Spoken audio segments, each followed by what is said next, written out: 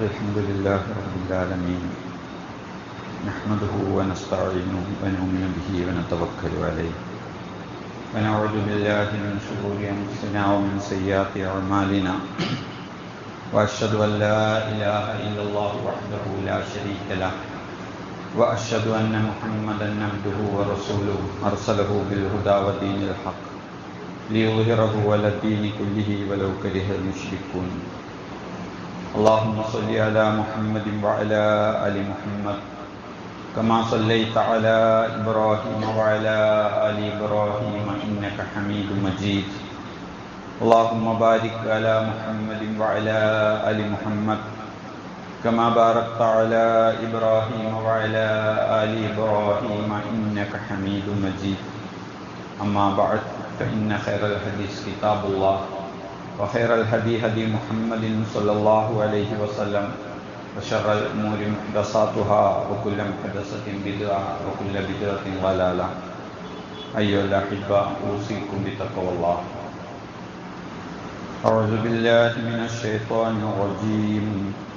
بسم الله الرحمن الرحيم. ولا تفسدوا في الأرض بعد إصلاحها وادعوه خوفا وطمعا إن رحمة الله قريب من المحسنين. ആദരണീയരായ സത്യവിശ്വാസികളെ, വിശ്വാസികളെ, അള്ളാഹുവിൻ്റെ സൂക്ഷ്മതയുള്ള അടിമകളായി ജീവിക്കുവാൻ ശ്രദ്ധിക്കണമെന്ന് ആദ്യമേ ഉണർത്തുകയാണ്. അള്ളാഹുവിൻ്റെ കാരുണ്യം മഴയായി വർഷിച്ചു കൊണ്ടിരിക്കുന്ന സന്ദർഭത്തിലാണ് നാം.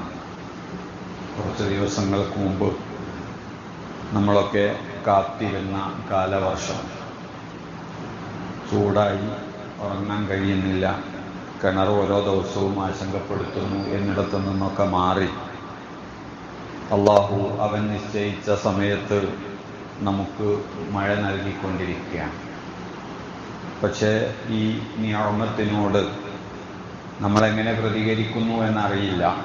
പലപ്പോഴും അറിഞ്ഞു അറിയാതെയൊക്കെ നമ്മുടെ വാക്കിൽ നിന്ന്, നമ്മുടെ മനോഭാവങ്ങളിൽ നിന്ന് മഴ എന്ന അള്ളാഹുവിൻ്റെ അതിമഹത്തായ അനുഗ്രഹത്തിനെ നന്ദികേടോടെ ഓർക്കാറുണ്ട് എന്നതൊരു യാഥാർത്ഥ്യമാണ്. പള്ളിയിലേക്ക് വരാൻ കഴിയുന്നില്ല, പള്ളിയിൽ നിന്ന് ഇറങ്ങിപ്പോകാൻ കഴിയുന്നില്ല, നമ്മുടെ കച്ചവട സ്ഥാപനത്തിലേക്ക് ആളുകൾ കയറി വരുന്നില്ല. അങ്ങനെ നമുക്കൊരുപാട് പരാതികൾ മഴയെക്കുറിച്ചുണ്ടാകും. പക്ഷെ അവിടങ്ങളിലെല്ലാം ഒരു വിശ്വാസി എന്ന നിലക്ക് നാം കൃത്യമായ ഈമാനികമായ ബോധത്തോടെ ആയിരിക്കണം വാക്കുകൾ ഉപയോഗിക്കേണ്ടത് എന്ന് പ്രത്യേകം ഉണർത്തുകയാണ്. പ്രത്യേകിച്ച് നമ്മളൊരു പൊതുസമൂഹത്തിലൊക്കെ ജീവിക്കുമ്പോൾ നമ്മുടെയൊക്കെ കൂടെയുള്ള ആളുകൾ, ചിലപ്പോൾ മുസ്ലിങ്ങളല്ലാത്ത സഹോദരങ്ങളൊക്കെ മഴയെക്കുറിച്ച് വല്ലാത്ത നശിച്ച മഴ എന്നൊക്കെയുള്ള രൂപത്തിലൊക്കെ സംസാരിക്കുമ്പം ആ വാക്കുകൾക്ക് അംഗീകാരം കൊടുക്കുന്ന വാക്കുകളോ പ്രവൃത്തികളോ നമ്മളിൽ നിന്നുണ്ടാകില്ല.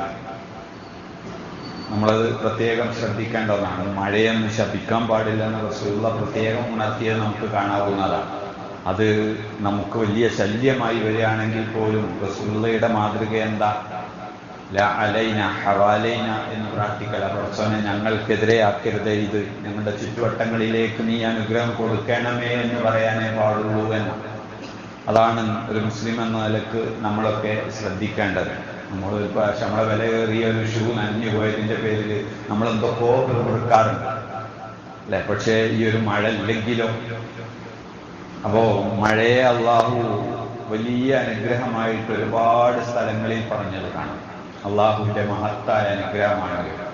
ഒരു പക്ഷേ നമ്മുടെ നിയന്ത്രണത്തിൽ അതില്ലാത്തത് കൊണ്ടാണ് മനുഷ്യ സമൂഹം ഇങ്ങനെയൊക്കെ സുസ്ഥമായി കടന്നു പോകുന്നത് അല്ലെ? പ്രകൃതിയിൽ വളരെ കുറച്ച് കാര്യങ്ങൾക്ക് മാത്രമേ നമുക്ക് ഇടപെടാൻ കഴിയുള്ളൂ. ആ ഇടപെടുന്നിടങ്ങളിലൊക്കെയും നമ്മളതിനെ തകരാറിലാക്കുകയും ചെയ്യുന്നുണ്ട് അല്ലെ? മനുഷ്യന് അള്ളാഹു കൊടുത്തിരിക്കുന്ന ഒരു പദവി ഖലീഫ എന്നാണ്. ഈ ഭൂമിയിലേക്ക് അയക്കുമ്പോൾ അള്ളാഹു മനുഷ്യന് കൊടുത്തിരിക്കുന്ന പദവി ഖലീഫ എന്നാണ്. ഖലീഫ എന്നാൽ ഭരണാധികാരി എന്നോ പ്രതിനിധി എന്നോ ഒക്കെ നമ്മൾ പറയുന്ന വാക്കാണ്. എന്ന് പറഞ്ഞാൽ ഈ ഭൂമിയിൽ നമുക്ക് ജീവിക്കാൻ മതാഉൽ നിലാഹി, ഒരു അവധി വരെ നിങ്ങൾക്ക് ജീവിക്കാൻ ആവശ്യമായ വിഭവങ്ങൾ ഇവിടെയുണ്ട് എന്ന് ആദം അലൈഹിസ്സലാമയെ ഇങ്ങോട്ട് പറഞ്ഞേക്കുക അല്ലാഹ് പറഞ്ഞു. ആ വിഭവങ്ങൾ കൃത്യമായി സൂക്ഷിച്ച് സംരക്ഷിച്ച് അതിൻ്റെ കസ്റ്റോഡിയനായി ജീവിക്കേണ്ടവനാണ് വിശ്വാസം. ഞാൻ ഓതി വെച്ച വചനം നമുക്കൊക്കെ പരിചിതമാണ്. തീർച്ചയായും അള്ളാഹു ഓക്കെ അടിച്ചുവിട്ട ഭൂമിയും കാലാവസ്ഥയും സാഹചര്യങ്ങളും ഒക്കെ ഒക്കെ അടിച്ചുവിട്ട പറഞ്ഞാൽ അള്ളാഹു പരിശോധിച്ച് എല്ലാം മനുഷ്യന് അനുഗുണമായ നിലയിൽ സംവിധാനിച്ചതാണ്. അത് വലാ തുഫ്സിദു, നിങ്ങൾ ഫസാദാക്കരുത്. അള്ളാഹു ഈ സംവിധാനത്തിനെ നിങ്ങൾ കുഴപ്പത്തിലാക്കരുത്. ബഅദ ഇസ്ലാഹിഹ, അള്ളാഹു അത് കൃത്യമായി സംവിധാനിച്ചതിന് ശേഷം വദഊഹു ഖൗഫൻ വതമഅ, ആ പാരിസ്ഥിതികമായ സാഹചര്യങ്ങളിലൊക്കെ നിന്നുകൊണ്ട് അള്ളാഹുവിനോട് പേടിയോടും പ്രതീക്ഷയോടും കൂടി നിങ്ങൾ പ്രാർത്ഥിക്കണം. വല്ലാത്തൊരു വാക്കാണ് അല്ലെ, വദഊഹു ഖൗഫൻ വതമഅൻ, പേടിയോടെയും പ്രതീക്ഷയോടെയും നിങ്ങൾ പ്രാർത്ഥിക്കുക അള്ളാഹുവിനോട്, നിങ്ങളത് കുഴപ്പമുണ്ടാക്കരുതേ. അപ്പൊ നമ്മൾ ഈ പറഞ്ഞ മഴയെക്കുറിച്ച്, മഴയ്ക്ക് വേണ്ടി നമ്മൾ പ്രാർത്ഥിക്കുന്നു, മഴയുടെ ശല്യത്തിൽ നിന്നും നമ്മൾ പ്രാർത്ഥിക്കുന്നു അല്ലെ, ഖൗഫോടുകൂടി, അതോടുകൂടി ത്വമഅോടുകൂടി, പ്രതീക്ഷയോടുകൂടി പ്രാർത്ഥിക്കുന്നു. നിങ്ങളത് കുഴപ്പമാക്കരുത്. നമുക്കറിയാം ഇന്ന ദിവസം ഒരു പരിസ്ഥിതി ദിനം എന്നൊക്കെ പറഞ്ഞ് ലോകം ആചരിക്കുന്ന ഒരു ദിനം കൂടിയാണ്. ഒരുപക്ഷെ നമ്മുടെ മക്കളൊക്കെ സ്കൂളിലേക്കൊക്കെ പോകുമ്പോൾ വീട്ടിൽ നിന്ന് എന്തെല്ലാമോ സാധനങ്ങളൊക്കെ ആയിട്ട് പോയിട്ടുണ്ടാവും, അല്ലെ ഒരുപക്ഷെ അവർ തൈകളുമൊക്കെ ആയിട്ട് നമുക്ക് തിരിച്ചു വരുന്നുണ്ടാവും. അള്ളാഹു അവനിലുള്ള ഈമാനുമായി ബന്ധപ്പെടുത്തിക്കൊണ്ട് പറഞ്ഞ കാര്യങ്ങളായിട്ട്, അഥവാ ഈ ഭൂമിയെ അള്ളാഹു നിങ്ങൾക്ക് അതിൽ ഓക്സിജൻ ഇത്ര ശതമാനം ഉണ്ടാകണമെന്ന് അള്ളാഹു സംവിധാനിച്ചതാണ്. നമുക്കത് മാറ്റാൻ പറ്റില്ല. അതിൽ നൈട്രജൻ ഇത്ര ശതമാനം ഉണ്ടാകാവൂ എന്നത് അള്ളാഹു സംവിധാനിച്ചതാണ്.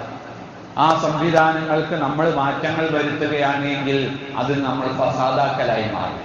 ഒരാളെ ഉപദ്രവിക്കുക എന്ന് പറഞ്ഞാൽ അയാളെ നേർക്കുനേരെ ഉപദ്രവിക്കൽ മാത്രമല്ല ഇസ്ലാമിന്റെ വീക്ഷണം അല്ലെ. നമ്മൾ ഈ കാലഘട്ടത്തിൽ ഏറെ ശ്രദ്ധിക്കേണ്ട ഒരുപാട് കാര്യങ്ങളുണ്ട്. ഒരു വ്യക്തി എന്ന നിലക്ക് നമ്മൾ സമൂഹത്തിൽ ജീവിക്കുമ്പോൾ നമ്മൾ ആർക്കും ശല്യമാകാൻ പാടില്ല.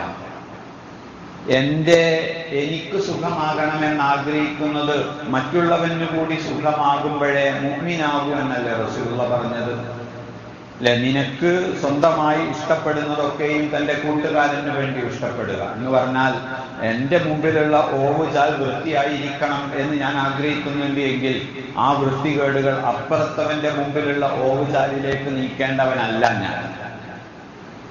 കാരണം അവന്റെ ഓവുചാൽ വൃത്തിയാകണം എന്ന് ആഗ്രഹിക്കേണ്ടവനാണ് ഞാൻ.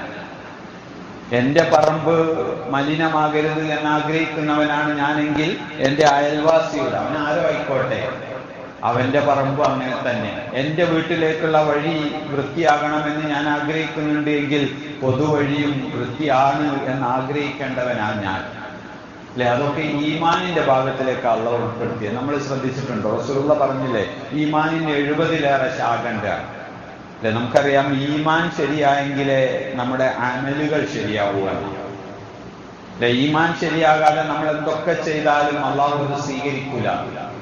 ആ ഈമാനിലേക്കാണ് അള്ളാഹു വഴിയിൽ നിന്നുള്ള മാലിന്യങ്ങൾ നീക്കം ചെയ്യുന്നതിനെ ഉൾപ്പെടുത്തുന്നത്. റസൂലുള്ളാഹി പറഞ്ഞു, ഇമാത്തുലദാനി ത്വരീഖ്, വഴിയിൽ നിന്ന് ഉപദ്രവം നീക്കം ചെയ്യുക എന്നത് ഈമാനിന്റെ ഭാഗമാണ് എന്ന്. നമുക്കറിയാം ഈമാൻ കാര്യങ്ങൾ നമ്മൾ പഠിച്ചത് അള്ളാഹുവിലുള്ള വിശ്വാസം, മലക്കളിലുള്ള വിശ്വാസം, കിതാബുകളിലുള്ള വിശ്വാസം, അതൊക്കെ നമ്മൾ ഈമാൻ കാര്യങ്ങൾ എന്ന് എണ്ണുന്നത് ശരിയാണ്. അവയൊക്കെ ഈമാൻ കാര്യങ്ങളുടെ അടിസ്ഥാനങ്ങൾ തന്നെയാണ്. പക്ഷെ അതോടൊപ്പം ഈ കാര്യങ്ങൾ കൂടി അവൻ ശ്രദ്ധിക്കുമ്പോഴേ അവന്റെ ഈമാൻ അതിന്റെ പൂർണ്ണതയിലേക്ക് എത്തുന്നുള്ളൂ എന്നാണ്. നമ്മൾ ഭരണകൂടത്തിന്റെ നിയമങ്ങൾ കാത്തിരിക്കേണ്ടവരല്ല വൃത്തിയാക്കാൻ, അല്ല അതിനുള്ള ആളുകളെ കാത്തിരിക്കേണ്ടവനല്ല. ശുദ്ധി ഈമാനിന്റെ ഭാഗമാണ് റസൂലുള്ളാഹി അല്ലെ. വൃത്തിയെക്കുറിച്ച് ഇപ്പോൾ നമുക്കറിയാം, മഴക്കാല പൂർവ്വ ശുചീകരണമൊക്കെ ഒരു സർക്കാർ തല സംവിധാനമായി ഒരു വഴിക്ക് നടക്കും.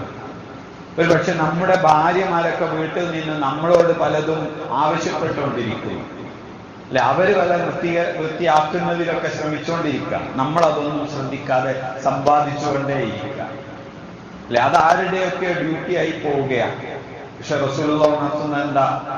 വൃത്തി എന്ന് പറയുന്നത് ഈമാനിന്റെ പകുതിയാണ്. ഈ പരിസ്ഥിതിയെ വൃത്തിയായി സൂക്ഷിക്കുക. പ്ലാസ്റ്റിക് മാലിന്യം ഇപ്പൊ റസൂലിന്റെ കാലത്തൊന്നും കേൾക്കാത്ത ഒരു വാക്കാണ്. ഇപ്പൊ പെട്രോളിന് വില കൂടി എന്ന് പറഞ്ഞപ്പോഴാണ്, അല്ലെങ്കിൽ പെട്രോൾ യുദ്ധം കൂടുന്നു എന്ന് പറഞ്ഞപ്പോഴാണ് പ്ലാസ്റ്റിക്കിന് വില കൂടുന്നു. അതെവിടുന്ന പ്ലാസ്റ്റിക്കിന് വില കൂടി വരുന്നത്? അപ്പൊ അത് പെട്രോളിന്റെ ഒരു ഉൽപ്പന്നമായിട്ട് ആധുനിക കാലത്ത് കണ്ടെത്തിയതാണ്. പക്ഷെ നമുക്കത് ഒഴിവാക്കാനൊന്നും കഴിയില്ല. നമ്മുടെ ജീവിതത്തിലുള്ള മുഴുവൻ അതാണ്. നമ്മളൊരു പെന്ന് ഉപയോഗിക്കുകയാണെങ്കിൽ, ഒരു കസേര ഉപയോഗിക്കുകയാണെങ്കിൽ എല്ലായിടത്തും പ്ലാസ്റ്റിക് തന്നെയാണ്. പക്ഷേ അത് മാലിന്യമാകുന്ന ചില ഘട്ടങ്ങളുണ്ട്. അത് വിശ്വാസികൾ എന്ന നിലയ്ക്ക് ശ്രദ്ധിക്കണമെന്നല്ലേ റസൂലുള്ളാഹി പറഞ്ഞതിന്റെ അർത്ഥം. ജലാശയങ്ങൾ സൂക്ഷിക്കാൻ റസൂലുള്ളാഹിയുടെ പ്രത്യേക നിർദ്ദേശം നമ്മളൊക്കെ മദ്രസയിൽ പഠിച്ചിട്ടുണ്ട് അല്ലേ? ജലാശയങ്ങളിൽ വിസർജനം നടത്തരുത് എന്ന് പറഞ്ഞാൽ അതിൽ പോയിട്ട് ചെയ്യണമെന്ന് മാത്രമല്ലല്ലോ, ജലാശയങ്ങളിലേക്ക് നമ്മുടെ മാലിന്യങ്ങൾ തള്ളുന്നുണ്ട് എങ്കിൽ അത് അതിൽ തന്നെ വരാം. അത് മനഃപൂർവ്വമല്ല, നമ്മുടെ പറമ്പിൽ നിന്ന് ഒലിച്ചു പോണതാണ് എങ്കിൽ അതിന് പോലും നമ്മൾ തടസ്സം ഉണ്ടാക്കണമെന്നാൽ എത്ര വിശുദ്ധമായ ഒരു ആദർശത്തിന്റെ ആളുകളാണ് നമ്മളെന്നറിയുക. ഈ നിയമമൊക്കെ ഇവിടെ അല്ലാതെ വേറെ എവിടെ കാണാം. പക്ഷെ അത് പാലിക്കാൻ നമുക്ക് കഴിയുന്നുണ്ടോ? അള്ളാഹുവിന്റെ കൃത്യമായ ആ നിർദ്ദേശങ്ങളിൽ നിന്ന് ആ ഒരു ഇസ്ലാമിന്റെ ആ ഒരു മനോഹാരിത റസൂലുള്ളാഹി ഖുലഫാക്കളുടെ ഒക്കെ കാലത്ത് നമുക്ക് കാണാം. ഹിമ പ്രത്യേക ഏരിയകൾ നിർദ്ദേശിക്കപ്പെട്ടത് കാണാം. ഖലീഫമാരുടെയൊക്കെ കാലത്ത് ആ ഭാഗത്ത് ചെടികൾ മുറിക്കരുത്, അവിടെ പോയി താമസിക്കരുത്, അവിടേക്ക് കന്നുകാലികളെ മേയാൻ വിടരുത് എന്നൊക്കെ ഖലീഫമാരുടെ കാലത്ത് ചില ഏരിയകൾ. നമ്മുടെ നാഷണൽ ബയോ പാർക്കുകളൊക്കെ അല്ലേ, അതിൻ്റെയൊക്കെ തുടക്കം ഇപ്പറഞ്ഞ ഇസ്ലാമിക സംസ്കാരത്തിൽ നിന്നാണ് നമുക്ക് കാണുന്നത്. അവിടങ്ങളെല്ലാം ഈ പറഞ്ഞതുപോലെയുള്ള സുരക്ഷിതത്വത്തോടുകൂടി ഉപയോഗിക്കേണ്ടതാണ്. നമ്മൾ ഹറം എന്ന് പറയാറില്ലേ? നമ്മളിപ്പോൾ ഹജ്ജൊക്കെ ആയിട്ട് ബന്ധപ്പെട്ട സമയങ്ങളിലല്ലേ ഹറം, അവിടെയുള്ള ചെടി പതിക്കരുത്, ജീവികളെ കൊല്ലരുത് എന്നൊക്കെ പറഞ്ഞ ഇതൊക്കെ ഈ പരിസ്ഥിതിയുമായി ബന്ധപ്പെട്ട സംവിധാനങ്ങളാണ്. അള്ളാഹു ഒന്നും വെറുതെ സൃഷ്ടിക്കുന്നില്ല ഇവിടെ. എല്ലാം അള്ളാഹുവിന്റെ സൃഷ്ടിക്ക് മുഴുവൻ അന്യൂന്യമാണ്. മാ തറാ ഫീ ഖൽഖിർ റഹ്മാനി മിൻ തഫാവുത്ത്. അള്ളാഹുവിന്റെ സൃഷ്ടിപ്പിൽ നിനക്ക് ഏറ്റക്കുറച്ചിലൊന്നും കാണില്ല.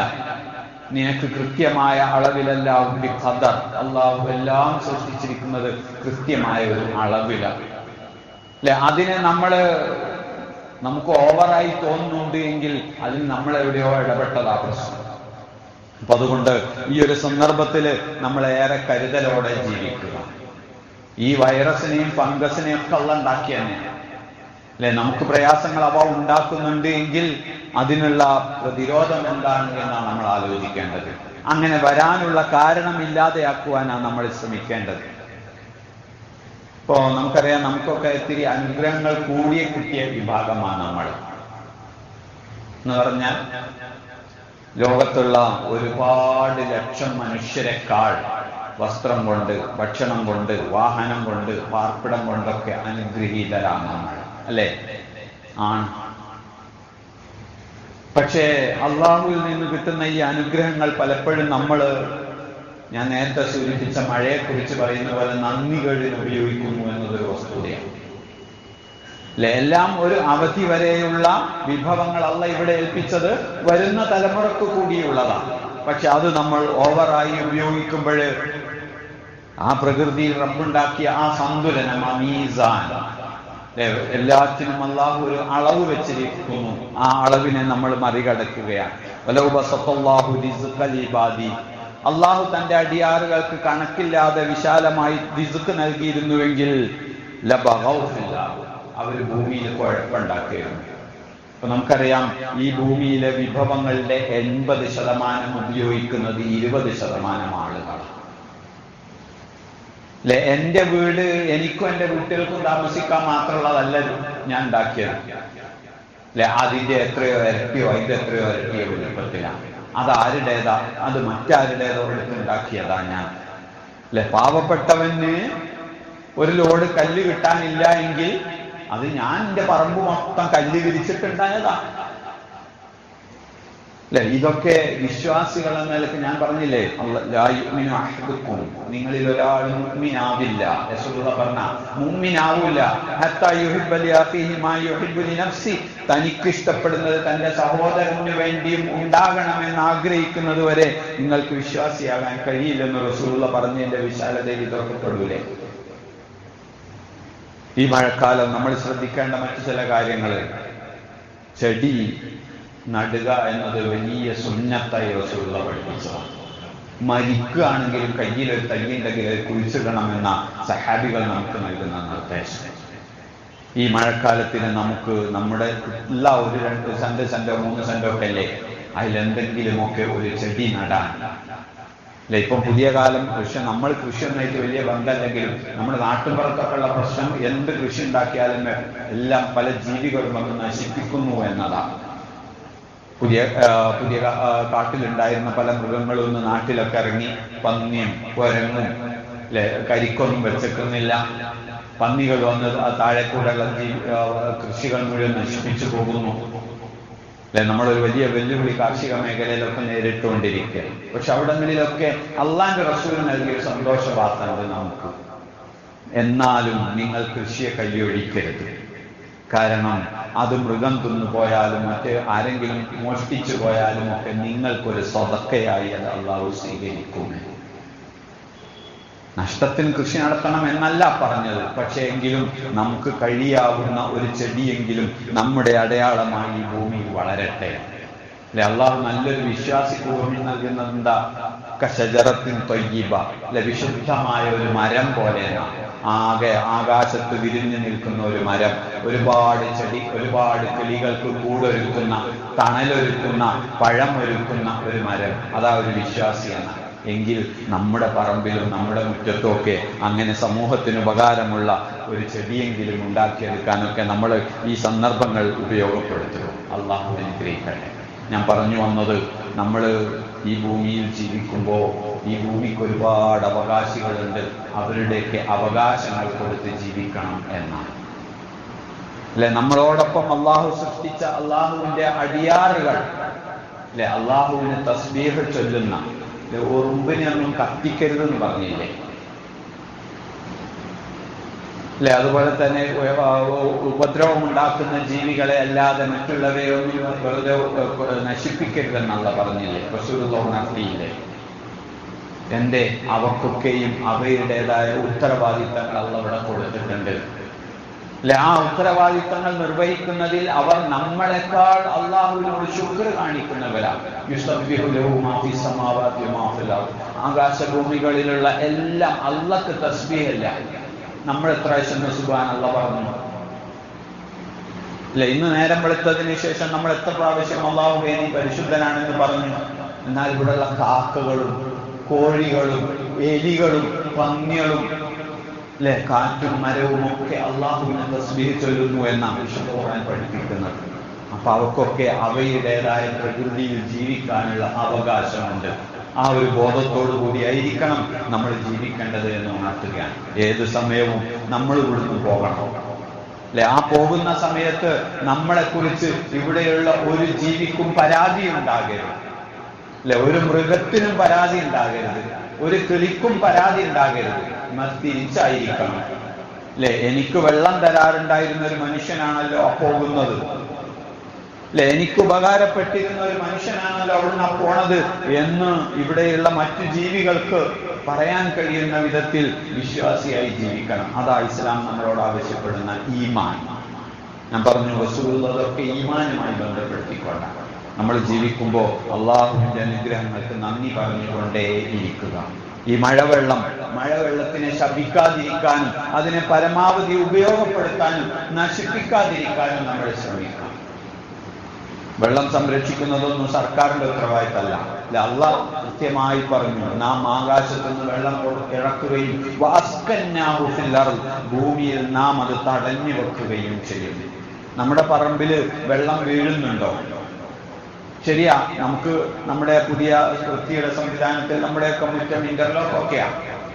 പക്ഷെ എന്നാൽ പോലും കഴിയുന്ന അത്രയും വെള്ളം നമ്മുടെ മണ്ണിൽ വീഴ്ത്താൻ, നമ്മുടെ കിണറുകളിലേക്ക് എത്തിക്കാൻ നമ്മൾ ശ്രമിച്ചില്ല എങ്കിൽ ഈ പറഞ്ഞതുപോലെ നമ്മൾ നമ്മുടെ സഹോദരനോട് ഉപദ്രവം ചെയ്യുന്നവനായി നാം പെടുന്ന ഒരു സാഹചര്യം വരില്ലേ? ശ്രദ്ധിക്കുക, അള്ളാഹുവിന്റെ ദീൻ വിശാലമാണെന്ന് മനസ്സിലാക്കുക. ആ വിശാലമായ ദീനിന്റെ എല്ലാ ഭാഗങ്ങളും നമുക്ക് പുണ്യമാണ് എന്ന് ഓർക്കുക. അല്ലെ, ഈ ജീവികളെ സംരക്ഷിക്കുന്നതും ഈ വെള്ളം സംരക്ഷിക്കുന്നതും ഈ മഴയോട് നന്ദി കാണിക്കുന്നതുമൊക്കെ അള്ളാഹു നമുക്ക് പുണ്യമായി രേഖപ്പെടുത്തിയതാണ് എന്ന് കരുതുകയും അതനുസരിച്ച് നമ്മുടെ ജീവിതത്തിനെ ക്രമീകരിക്കുകയും ചെയ്യുക.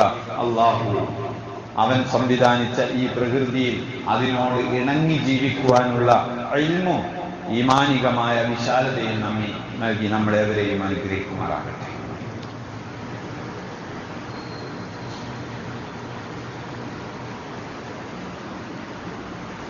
അൽഹംദുലില്ലാഹ് വസ്സലാത്തു വസ്സലാമു അലാ റസൂലില്ലാഹ് വഅലാ ആലിഹി വസഹ്ബിഹി അജ്മഈൻ. അമ്മാ ബഅദ്.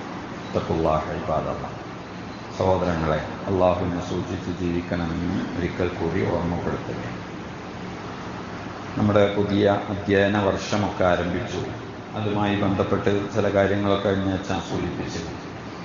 വിദ്യാഭ്യാസത്തിന് ഇസ്ലാം നൽകുന്ന അതിമഹത്തായ പ്രതിഫലം, സക്കാത്തിന്റെ ഓഹരിക്കാരുടെ കൂട്ടത്തിൽ പറയുന്ന ഫീ സബീലില്ലാ വിദ്യാഭ്യാസമാണ് എന്നൊക്കെ പറഞ്ഞ ഒരുപാട് പണ്ഡിതന്മാർ. അപ്പം അതുകൊണ്ട് ഒന്ന് രണ്ട് വാക്കുകൾ മാത്രം പറയാം.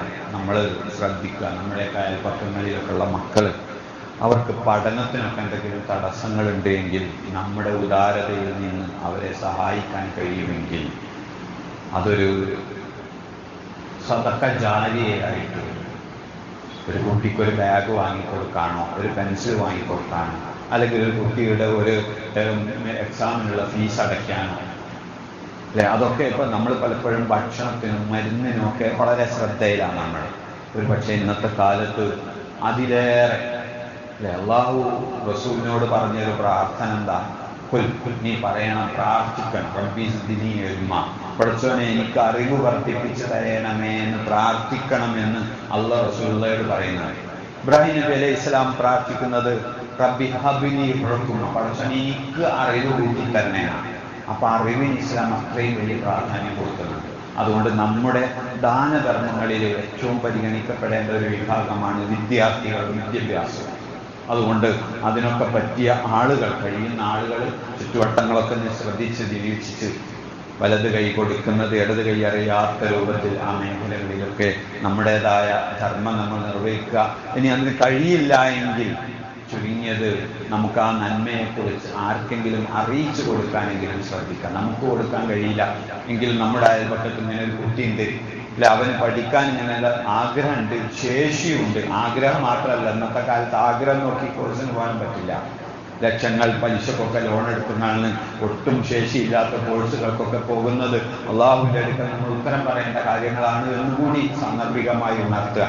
എന്നാൽ ശേഷിയുള്ള പല കുട്ടികളും അവനുള്ള സാമ്പത്തിക ബുദ്ധിമുട്ട് കാരണത്താൽ മാത്രം പഠിക്കാതിരിക്കുന്നുണ്ടാകാം. അപ്പം അങ്ങനെയൊക്കെയുള്ള കുട്ടികളെയൊക്കെ ആ മേഖലകളിലേക്കൊക്കെ സഹായിക്കാൻ ഉത്തരവാദപ്പെട്ടവരോട്, കമ്മിറ്റികളോട് ഒക്കെ നമ്മൾ ഉണർത്താനെങ്കിലും ശ്രമിക്കണമെന്ന് സാന്ദർഭികമായി സൂചിപ്പിക്കുകയാണ്.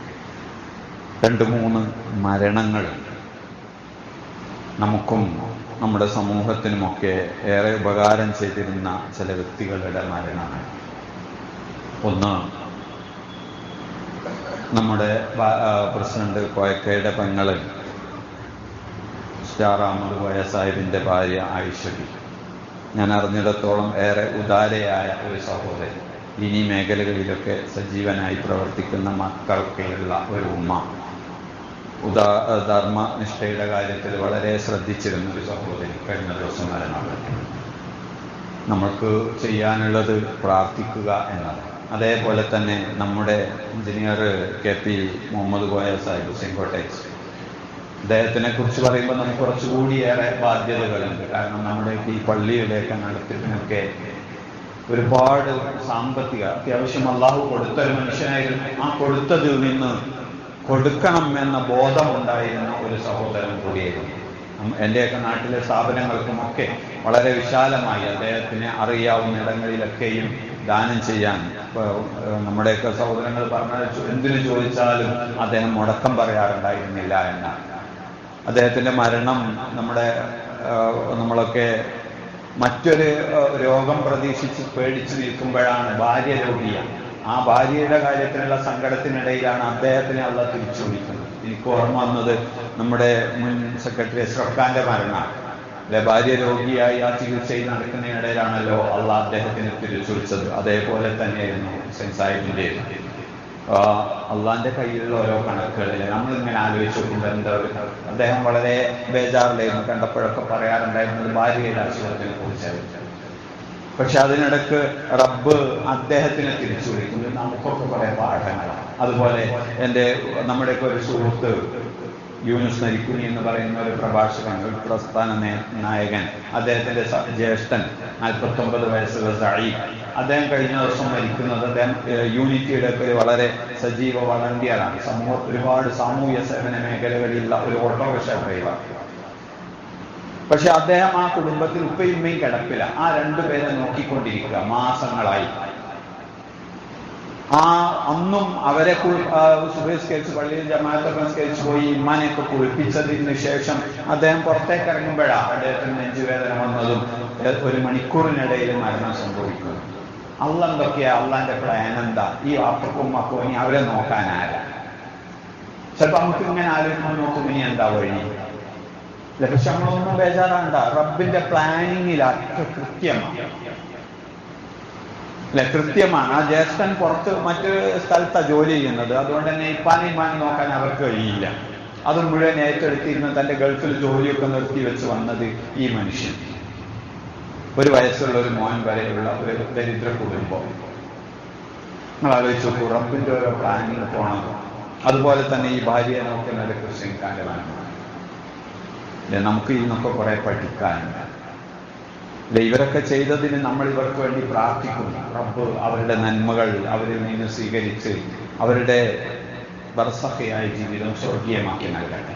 നമുക്ക് സ്വന്തം ആലോചിക്കാം, നമുക്കൊക്കെ ഇങ്ങനെ പ്രാർത്ഥിക്കാൻ കഴിയുമോ? നമ്മുടെ അനന്തരാവകാശികൾ നമുക്ക് വേണ്ടി പ്രാർത്ഥിക്കുക. തെറ്റില്ലാത്ത ഈ മനുഷ്യരൊക്കെ വിശുദ്ധരാണെന്നൊന്നും നമുക്ക് പറയാനൊന്നും കഴിയില്ല. അതൊക്കെ അള്ളാഹ് തീരുമാനിക്കണ്ട. തെറ്റുകളില്ലാത്തവരുണ്ടോ നമ്മുടെ കൂട്ടത്തിൽ? കുടുംബങ്ങളിൽ പ്രശ്നങ്ങൾ ഉണ്ടാകാം, ജീവിതത്തിൽ തെറ്റുകൾ ഉണ്ടാകാം. പക്ഷെ അപ്പോഴും എന്നെ കൊണ്ടാകുന്നതൊക്കെ ഞാൻ കുറേയൊക്കെ ചെയ്തിട്ടുണ്ട് എന്ന് പറയാൻ, എനിക്ക് നീ പണം തന്നു, ആ പണം കൊണ്ട് ഞാൻ ചെയ്തു. എനിക്ക് ആരോഗ്യം തന്നു, എൻ്റെ ആരോഗ്യം ഞാൻ ചെയ്തു. എനിക്ക് നീ സമയം തന്നു, ആ സമയം കൊണ്ട് ഞാൻ ചെയ്തു. എനിക്ക് നീ അറിവ് തന്നു, ആ അറിവ് കൊണ്ട് ആകാവുന്നത് ചെയ്തു എന്നൊക്കെ സമാധാനിക്കാൻ എല്ലാവർക്കും ഒന്നും കഴിയില്ല. അള്ളാഹു ഓരോരുത്തരും ഓരോ തരാ കൊടുത്തത്. അവിടങ്ങളിൽ നിന്നുകൊണ്ട് ഇങ്ങനെ 4 ആളുകൾക്ക് മുമ്പിൽ പടച്ചോനെ ആ മനുഷ്യൻ ഉപകാരിയായിരുന്നല്ലോ എന്ന് പറയാവുന്ന വിധത്തിൽ.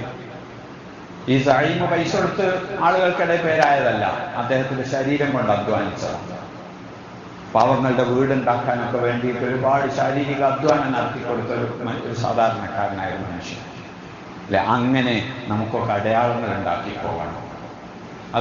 അതേപോലെ തന്നെ നമ്മുടെ മൊയ്തീൻ പള്ളി ഭാരവാഹിയായ CO സഫർ ഖാന്റെ ഉമ്മ ആയിഷബി, അവരും ഒരു പറഞ്ഞ നന്മയിൽ ഒരു പള്ളി ഭരണത്തിലൊക്കെ അധ്വാനിച്ചു കൊണ്ടിരിക്കുന്ന ഒരു സഹോദരന്റെ ഉമ്മ.